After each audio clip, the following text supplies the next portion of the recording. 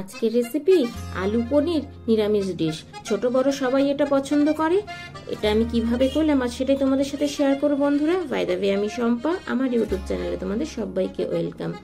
আজকের এই রেসিপিটা ভালো লাগলে লাইক কমেন্ট শেয়ার করে আমার সাথে থেকো, আমার পাশে থেকো। আর যারা নতুন বন্ধু তারা আমার চ্যানেলটাকে সাবস্ক্রাইব করে পাশে থাকা বেল আইকনটা অল করে দিও। যখনই আমি নিত্য নতুন ভিডিও আপলোড দেবো তোমাদের কাছে পৌঁছে যাবে। দেখো বন্ধুরা, আমার এই রেসিপিটা আজকে দেখো, এখানে আমি 250 গ্রাম পনির নিয়ে নিয়েছি।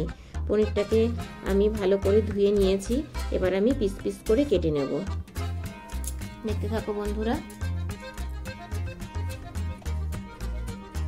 দেখো, পনিরটাকে আমি এইভাবে পিস পিস করে কেটে নিয়েছি। সাথে নিয়েছি আলু কেটে, আর এদিকে আদা বাটা আর টমেটোর পেস্ট, আর সামান্য কিছু মশলা দিয়েই আজকের এই রেসিপিটা করব। ভীষণ সুস্বাদু হয় খেতে বন্ধুরা, একবার বাড়িতে তোমরা এইভাবে ট্রাই করে দেখবে।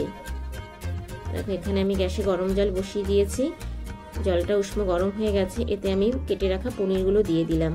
এই পনিরটা আমি আধা ঘন্টা ভিজিয়ে রাখবো এই গরম জলে। এতে কি হয়, ভীষণ নরম হয় পনিরটা। ভালোভাবে ভাজলেও পনিরটা কিন্তু খেতে ভীষণ নরম হয় বন্ধুরা। এইভাবে একবার তোমরা ট্রাই করে দেখবে। সবটা পনির আমি এর মধ্যে দিয়ে দিলাম।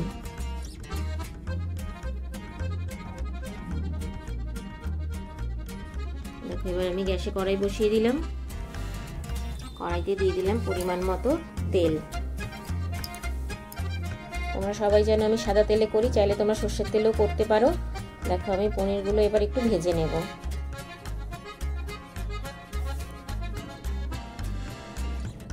সব কটা পনির আমি দিয়ে দেবো।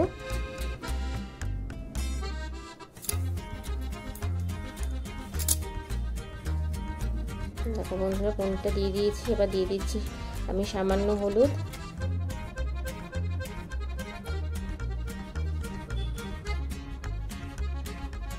দিয়ে দিচ্ছি সামান্য লবণ। ভীষণ টেস্টি হয় খেতে বন্ধুরা এটা। ভাতের সাথে, রুটির সাথে, পরোটার সাথে, সবকিছুর সাথেই এই রেসিপিটা ভীষণ ভালো হয়। ভাজা হয়ে গেছে, এবার তুলে নিলাম পনিরটা। এবার আমি আলুগুলো ভেজে নেব। একই তেলে আলুগুলো দিয়ে দিলাম।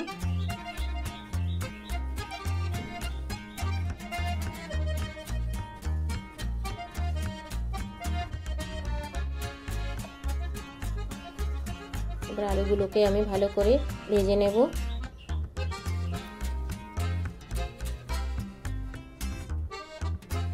দিয়ে দিলাম লবণ, দিয়ে দিলাম হলুদ। ভালো করে নাড়িয়ে চাড়িয়ে নিচ্ছি, নিয়ে ভালো করে আলুগুলোকে ভেজে নেব। এদিকে দেখো, আমি একটা মশলার পেস্ট তৈরি করছি। এখানে দিয়েছি কাজু বাদাম, চালমগজ আর পোস্ত। এটাকে আমি ভালো করে পেস্ট করে নেব। সামান্য জল দিয়ে দিলাম এর মধ্যে। জল দিয়ে 5 মিনিট রেখে দেবো, তারপর এটাকে আমি পেস্ট করে নেব। এদিকে দেখো, আমার আলুটাও ভাজা হয়ে গেছে। এবার আমি আলুটা তুলে নিচ্ছি। এবার একই তেলে আমি ফোড়ন দিয়ে দেব তেজপাতা,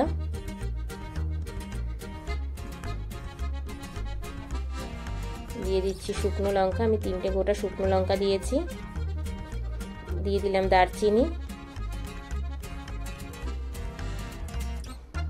দিয়ে দিলাম লবঙ্গ, দিয়ে দিলাম এলাচ।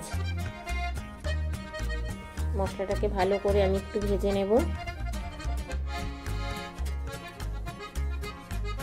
এবার দিয়ে দিচ্ছি সামান্য গোটা জিরে। মশলাগুলো আমি ভালো করে একটু ভেজে নেব যতক্ষণ না মশলা থেকে একটা সুন্দর গন্ধ ছাড়ে। দেখো বন্ধুরা, মশলাটা ভাজা ভাজা হয়ে গেছে। এবার আমি যে আদা পেস্ট করেছিলাম সেটা দিয়ে দিলাম। নিরামিষ এই পনির তরকারিটা খেতে কিন্তু দারুণ লাগে। আর হ্যাঁ বন্ধুরা, আমার রান্নাগুলো তোমাদের কেমন লাগছে ছোট্ট একটা কমেন্টস করে জানিও, কারণ তোমাদের ছোট্ট একটা কমেন্টস আমাকে ভিডিও করতে অনেক বেশি উৎসাহ দেয়। দিয়ে দিলাম টমেটো পেস্ট। এবার ভালো করে একটু কষিয়ে নেব। টমেটোর কাঁচা ফ্লেমটা যেন চলে যায়।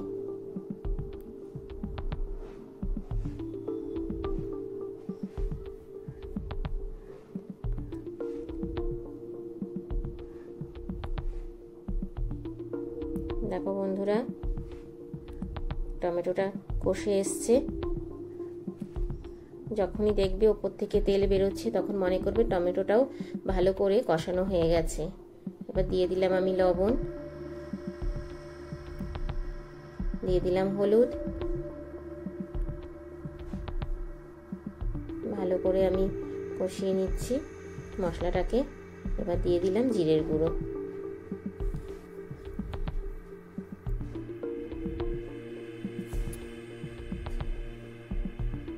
দিয়ে দিলাম লঙ্কার গুঁড়ো,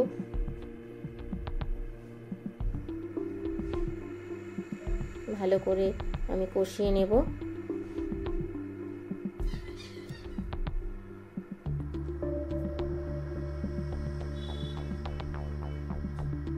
মশলাটা যেন পুড়ে না যায় দিয়ে দিলাম সামান্য একটু জল। ভালো করে কষাবো। বন্ধুরা, মশলা যত ভালো করে কষাবে রান্না কিন্তু ততটাই বেশি টেস্টি হবে।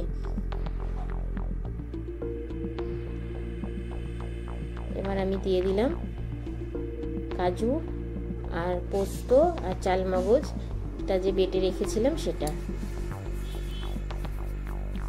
সেই পেস্টটা দিয়ে দিলাম। দিয়ে গ্যাসের ফ্লেমটা লো করে এবার আমি ভালো করে কষিয়ে নেব। দেখতে পাচ্ছ বন্ধুরা, কষানো হয়ে এসেছে, উপর থেকে তেল ছেড়ে দিয়েছে। এবার আমি ভেজে রাখার আলুর টুকরোগুলো দিয়ে দিলাম।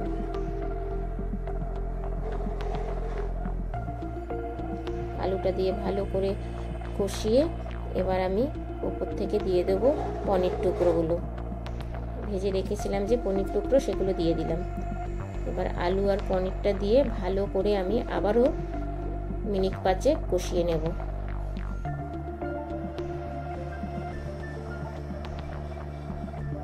রান্নাতে যত বেশি সময় দেবে রান্না কিন্তু তত বেশি টেস্টি হবে বন্ধুরা, এটা কিন্তু তোমরা মনে রাখবে। দেখো বন্ধুরা, কষানো হয়ে এসেছে। এবার আমি পরিমাণ মতো জল দিয়ে দিচ্ছি। এটা আমি বেশি ঝোল করব না।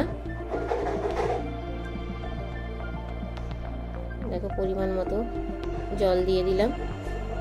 এবার আমি এটাকে একটু ফুটতে দেব।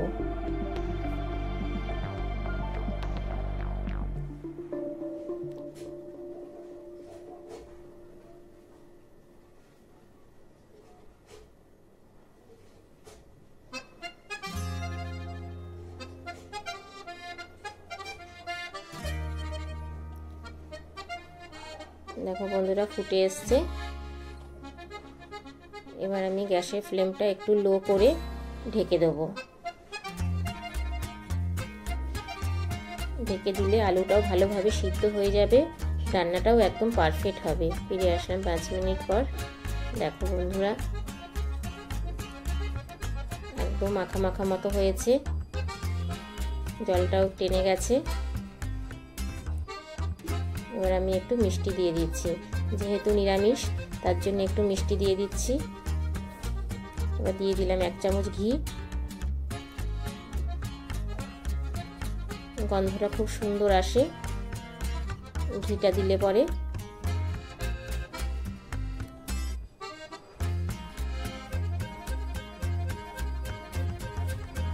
এবার আমি দিয়ে দিলাম 1/2 চামচ গরম মশলা। সবটা দিয়ে ভালো করে আবারও নাড়িয়ে চাড়িয়ে নেব। আমার রান্না রেডি। এবার তোমাদেরকে প্লেটে সার্ভ করে দেখাচ্ছি আমার এই রান্নাটা কেমন হয়েছে। দেখো বন্ধুরা, একটা ছোট্ট প্লেটে বেড়ে নিচ্ছি। কেমন হয়েছে তোমরা কমেন্টস করে জানিও, আর ভালো লাগলে একটু বেশি বেশি করে শেয়ার করে দিও। কেমন হয়েছে বন্ধুরা, দেখে একদম মনে হচ্ছে না লোভনীয়? বাই দ্য ওয়ে, এতক্ষণ দেখছিলে তোমরা শম্পার ইউটিউব চ্যানেল। এখানে রেসিপিটা শেষ করলাম, আবার দেখা হবে নেক্সট এপিসোডে। টাটা।